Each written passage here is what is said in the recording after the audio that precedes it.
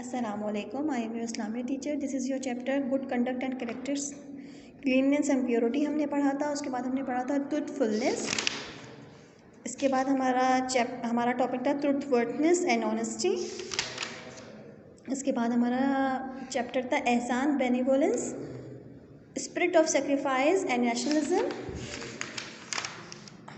अब हमारा नया टॉपिक है राइट्स ऑफ पीपल, हुकूकुल इबाद. Right is Allah is our creator who sole masters to whom we owe everything. It is to him that we will return and to him we pray for all our needs.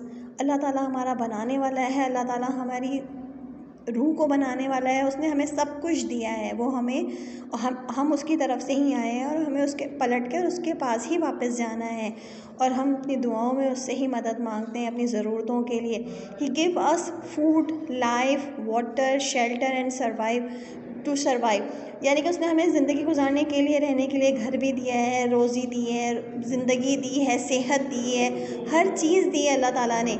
He has gift to the ability to inquire knowledge. हमें इतनी समझ दी है कि हम अच्छे और बुरे में फ़र्क कर सकें. He send his prophet to relate to his teaching to us teaching. मतलब उन्होंने हमें दुनिया तो दी है, ज़िंदगी तो दी है, रूह तो दी है, उसके अलावा हमें पैगंबर भी भेजे जो हमें ज़िंदगी गुजारने का तरीका बताएं, ज़िंदगी गुजारने का सलीका बताएं, किस तरह से ज़िंदगी गुजारनी है, किन चीज़ों को अहमियत देनी है, क्या इबादत करनी है, इबादत करने का तरीका क्या है, ज़िंदगी गुजारने का तरीका क्या है, लोगों से मिलने का तरीका क्या है. उन्होंने हमें नबी भी दिए जो हमें ज़िंदगी गुजारने का तरीका बताते हैं.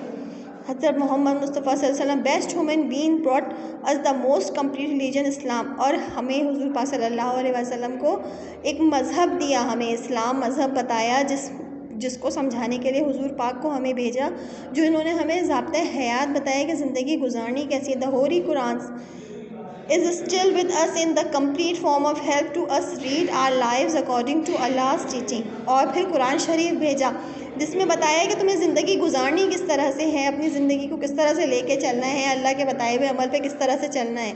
इन return we should always be thankful for of his benevolence and gifts.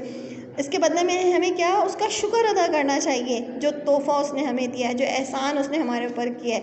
कि उसने सिर्फ हमें दुनिया में ऐसे ही नहीं छोड़ दिया, नेमतें भी दी हैं और इन नेमतों का इस्तेमाल करने का तरीका भी हमें बताया है, बताने के लिए लोग और किताब भी भेजी है. We must pray 5 times a day. हमें 5 वक्त की नमाज तो पढ़नी है. And observe Islam principles as our way of life. और हमें इस्लाम के जो तरीके हैं उस पर अमल करके अपनी ज़िंदगी गुजारनी है. देयर आर हुकूकुल अल्लाह और अल्लाह's राइट ऑन अस. जिस तरह से अल्लाह का हक़ है हमारे ऊपर, उसने हमें ज़िंदगी दी है, ज़िंदगी की और सहूलतें दी हैं. He has also taught us to the kind of his creature. इसी तरह से उसने हमें ये भी सिखाया है कि उसकी जो और नेमतें हैं और जो उसकी मखलूक है उनके क्या हुकूक हैं. अल्लाह ने अपना हुकूक भी बताया है और लोगों के जिनके साथ आप अपनी ज़िंदगी गुजार रहे हो वो हुकूक आप किस तरह से पूरे करते हो. When we have done our duty towards Allah, we should look to rights of people around us. जब हम अपनी अल्लाह की तरफ अपनी ज़िम्मेदारी करते हैं तो हमें अपने साथ रहने वाले लोगों की तरफ भी देखना चाहिए. We do not live alone in this world. हम इस दुनिया में अकेले नहीं रहते हैं, हमारे साथ अल्लाह ताला के और मखलूक़ात भी रहती हैं, जिसमें हमारे रिलेटिव्स हैं, हमारे फ्रेंड्स हैं, हमारे पड़ोसी हैं और हमारे दूसरे सिटीजन्स हैं. जिस शहर में हम रहते हैं, जिस मुल्क में हम रहते हैं, वहाँ के और भी शहरी हैं. These pupils have right upon us. उन सब लोगों का हम पे हक है. Means that we have duties towards them. इसका मतलब है कि हमारे फ़राइज़ में शामिल है कि सिर्फ हम अपने लिए नहीं सोचें, हम उनके लिए भी सोचें. हम अपने लिए काम ना करें, हम उनके लिए भी काम ना करें. हम अपने लिए रोज़ी ना कमाएं, हम उनके लिए भी बंदोबस्त करें. अल्लाह ताला ने कहा है कि हर इंसान दूसरे इंसान के ऊपर हक रखता है. कोई ऐसा बंदा नहीं है जो सिर्फ अपनी ज़िंदगी गुजारे या जिसको सिर्फ अपने मामला देखने. नहीं, ये जो कहते हैं ना लोग कि हम जाने हमारा काम जाने, ये बहुत ही गलत बात है. हम इस दुनिया में आए हैं तो हर किसी चीज़ का हमें हिसाब देना है और हर बंदा दूसरे बंदे पे हक रखता है और उस हक को कहते हैं दीज आर कॉल्ड हुकूकुल इबाद. ये लोगों के हुकूक. Rights of parents. The closest of us are parents. They bring us up with love and affection and take care of all needs. They sacrifice their own comforts and needs for our happiness, try to give us a good education and guide us at very step above. They all they always wish the best for us and pray for our well-being.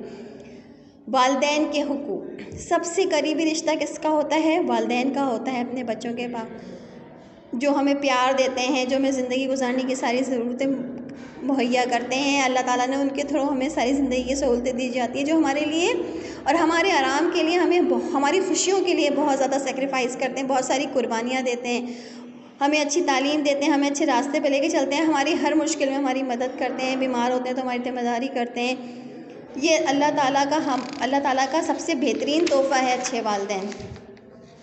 इस्लाम हमें बताता है कि parents की किस तरह से इज़्ज़त करनी है, किस तरह से पेरेंट्स के ऑर्डर्स को ओबे करना है। उन्होंने हमें इतनी सहूलतें दी हैं, इतनी खुशियाँ दी हैं, तो हमें भी चाहिए कि हम उनकी इज़्ज़त करें, उनसे प्यार से बात करें। जब वो बूढ़े हो जाएं तो उनकी इज़्ज़त करें, उनसे डांटें नहीं, उनसे लड़ें नहीं। जब हमारे पेरेंट्स बूढ़े हो जाते हैं तो वो कम समझ हो जाते हैं। कम समझ होने के बाद वो क्या करते हैं? वो बार बार सवाल पूछते हैं, बार बार हमसे पूछते हैं, तो हम क्या हो जाते हैं? हम उनसे बेजार होना शुरू हो जाते हैं। लेकिन उस वक्त उन्हें हमारी ज़रूरत, जैसे हम छोटे बच्चे होते हैं, हमें उनकी ज़रूरत होती है कि वो हमारी टेक करें। इसी तरह से जब वो बुज़ुर्ग हो जाते हैं, जब वो बूढ़े हो जाते हैं, तो उन्हें हमारी ज़रूरत पड़ जाती है कि हम किस तरह से उनको लेके चलते हैं, किस तरह से उनसे प्यार से बात करते हैं। उन्हें कुछ भी नहीं चाहिए होता। बहुत बुढ़ापा तो है ही एक बीमारी, मतलब अगर आप बूढ़े हो गए हैं दैट्स मीन कि आप बीमार हो गए। आप तो इसका उनकी समझ भी कमज़ोर हो जाती है और उनको बात समझने में मुश्किल भी होती है। तो क्या है कि जब तक अल्लाह ताला उनको ज़िंदगी दे तो उनकी दुआएं लेने के लिए हमें उनकी खिदमत करनी चाहिए। कुरान में बताया गया है कि हमारे पेरेंट्स से, जब अल्लाह ताला ने हमारे पेरेंट्स को हमारे लिए रहमत बना के भेजा है। I was a child, anyone who displays his parent displease Allah. When a person asks our Prophet sallallahu alaihi wasallam who deserve my special kindness, अल्लाह ताला हुजूर पाक सल्लल्लाहु अलैहि वसल्लम से किसी आदमी ने पूछा कि हमारी जो हमदर्दियाँ हैं उसका पहला हक उस पर पहला हक किसका है? तो हुजूर पाक सल्लल्लाहु अलैहि वसल्लम ने कहा तुम्हारी माँ का। हुजूर पाक से दोबारा से ये सवाल पूछा गया, उन्होंने दोबारा कहा तुम्हारी हमदर्दियों पे तुम्हारी माँ का हक है। तीसरी दफ़ा फिर सवाल पूछा गया तो उनसे पूछा गया, उन्होंने फिर यही जवाब दिया कि तुम्हारी काइंडनेस पे, तुम्हारी हमदर्दी पे सबसे पहला हक तुम्हारी माँ का है। थ्राइस, 3 दफ़ा कहा। And when the man asked for the 4th time, फिर उसी बंदे ने जब 4थी दफ़ा ये बात कही तो हुजूर पाक ने उसके बाद कहा योर फादर। 3 दफ़ा तुम्हारी रहमतों पे, तुम्हारी काइंडनेस पे, तुम्हारी हमदर्दी पे तुम्हारी माँ का हक है, और 4थी दफ़ा पे हुजूर पाक सल्लल्लाहु अलैहि वसल्लम ने कहा आपके वालिद का हक है। बच्चों इस बात पे अमल करें, इस बात से सीखें कि ज़िंदगी गुजारने का तरीका क्या है। ये सिर्फ आपका चैप्टर नहीं है, ये आपको ज़ाब्ते हयात बताया जा रहा है कि आपने अपने रिश्तों के साथ किस तरह से अमल करना है। Thank you very much.